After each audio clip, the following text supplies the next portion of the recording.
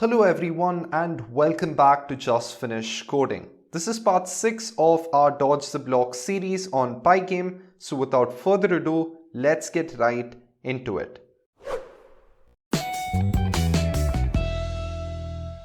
Just finished coding.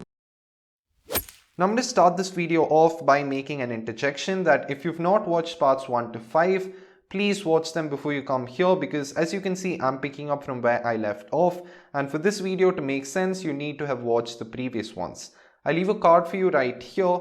Please watch the videos and then come right back. If you're still here, I'm going to assume that you've watched parts 1 to 5, in which case you should have most of your game set up, and in this video I'll be setting up the collision with the paddle and the block, and I'll also be getting into how to change the high score and actually update it real time, so that when we finish our game and even if we close it, the high score is stored outside our Python script.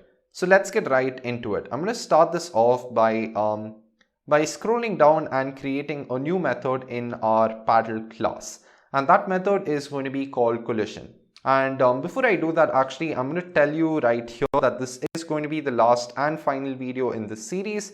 So at the end of this video you will be having a working game. Now with that out of the way, let's get into this method. So def collision, and here within this method I'll be doing a lot of things, but I'm going to call that method in our update method itself. And the reason I'm doing this is so that our code is much more neat and concise, so that when we are using the update method here, that's going to apply to the collision as well. So we just save some code as a result, and you can continue with with it this way.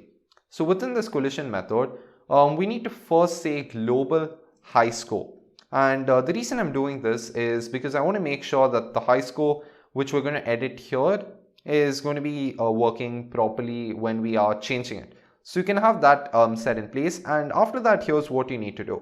You can say if not p.sprite dot sprite collide any, and here you can type in self comma block group. Okay, and I'll explain what this does, but just follow me here. And you can say is none, and after this you can do a lot of things. But what this is essentially doing is checking for collision between the paddle and the block group, basically any one of the blocks. And what this method actually does is it checks, okay, is this particular sprite colliding with any sprite in this particular group. Now if it is colliding with some sprite or sprites in plural, then what it's going to do is it's going to return those sprites. So if that sprite was called B1, B2 and B3, it's going to return B1, B2, B3. And if it's not colliding with anything, then it's going to return none. And the reason I'm doing if not this is because none is going to be the single condition that's going to be really easy to identify. So if this is none, it means that it's not colliding with anything. So if this is not none, it means that it is colliding with something. So that way it makes our code way simpler to understand.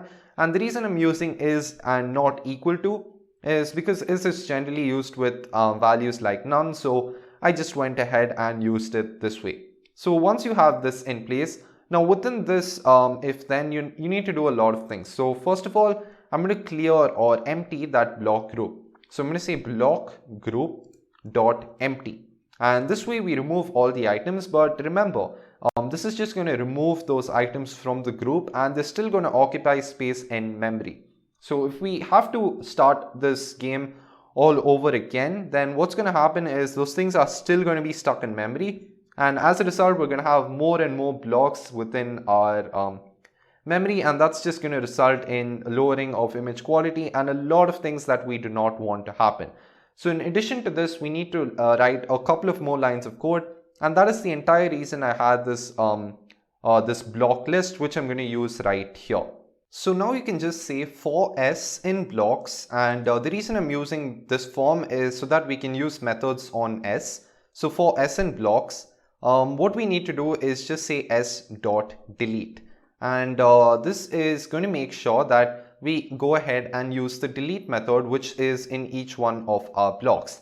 And if you scroll down to see your delete method, we kill it, which is we remove it from all the groups and then we delete it. So as a result, it's going to remove it completely from memory and our RAM isn't going to get flooded with block objects. So once you have the delete method called, I'm going to add an additional blocks.clear, and this is going to remove all the items just for good measure. And after this, we need to change the high score. And the way we do this is we go to our text file and then we delete everything and we rewrite it. But that's assuming that we actually have a new high score. So we can just say if, I believe I called it new high score, and if this variable is set to true, it means, well, our score is greater than our high score, and in that case we have a new high score to set up. If this variable is not true, then we can just get out of the if and do the code which I'll be doing after this. But if this is true, then what we can do is first set new high score to be false. So set that to be false, and that reminds me to actually have the global for new high score as well. But after we're done with that, what we can do is we can use these following commands. So I'm going to say high score file dot seek, okay, and we can seek 0. And the reason I'm doing this is because if we delete this, if we delete all the stuff that's in this particular text file, if we don't use file.seek, it's going to actually leave in some white spaces, and that's going to result in an error when we are converting data types. So just say file.seek 0, and after this I'm going to say high score file dot truncate, and I'm going to say 0 after that. And what this is going to do is it's going to change the memory of this high score file, and I'm not talking about the RAM here, I'm talking about the actual physical memory. So what this is going to do is when we are changing the memory to 0, it's going to just remove everything that's in this file, and combined with the seek method, it's going to remove everything from the starting. So if we do that, everything's going to get deleted perfectly, and we can just edit the high score right now. And if you remember correctly, when we first used the high score file, we actually opened it in a mode called plus, and that way we can write into the file as well, in addition to reading from it, and we can use that property right here. So I'm going to say high score file dot write, and here we can just type in string of high score, and this alone is going to make sure that our high score is written back into the file and everything works properly. You have to remember here that once this collision is done, we need to go back right into our thumbnail. So what I'm going to do is just call the thumbnail function right here, and I'm going to save my program and then I'm going to run it. So I'm just going to wait for a second as my program runs, and right here I'm going to click start game. I'm going to play until the high score is set to something bigger than what it currently is, and once I'm out, I'm just going to get hit by one of the blocks. And when I click start game once again, you can see that, well, our high score is not yet changed. And I'm not entirely sure why this happened, because it should have changed as far as I can see. So I'm going to go through my code once and then I'll be right back.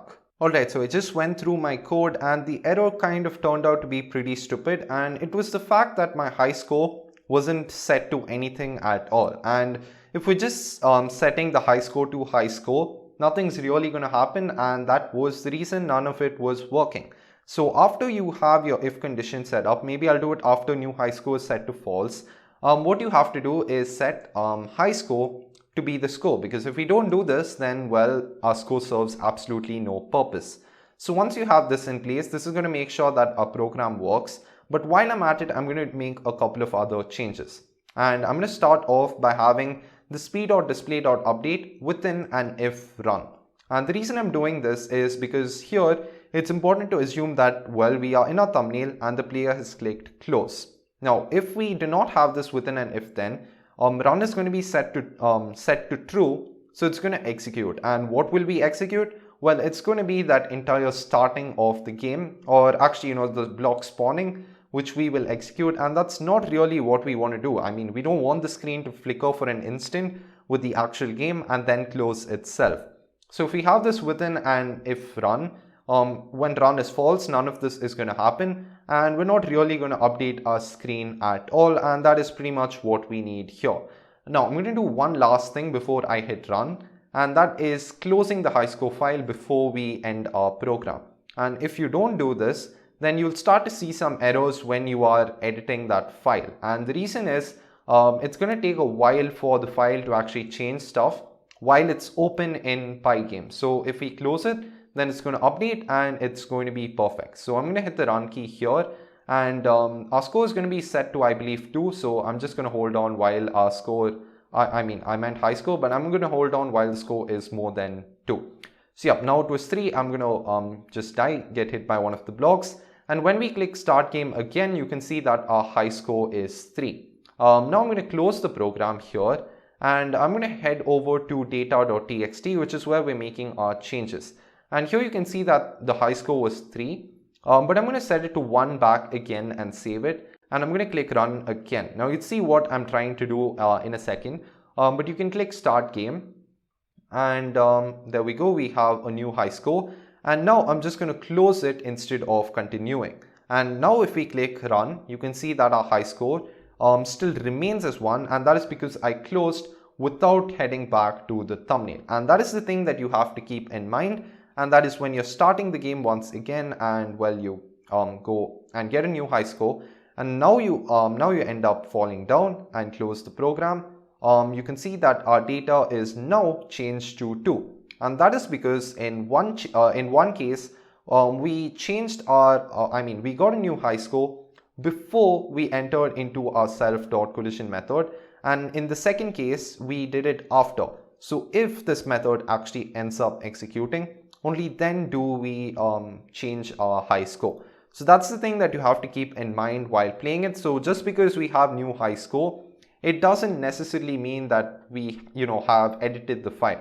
We only edit the data file after we collide with one of the blocks. So that's the only limitation that you have to keep in mind. So that, ladies and gentlemen, is going to be your entire Dodge the Blocks game. I've sure had a blast making this series, and I do hope that right here you have a perfectly working Dodge the Blocks game.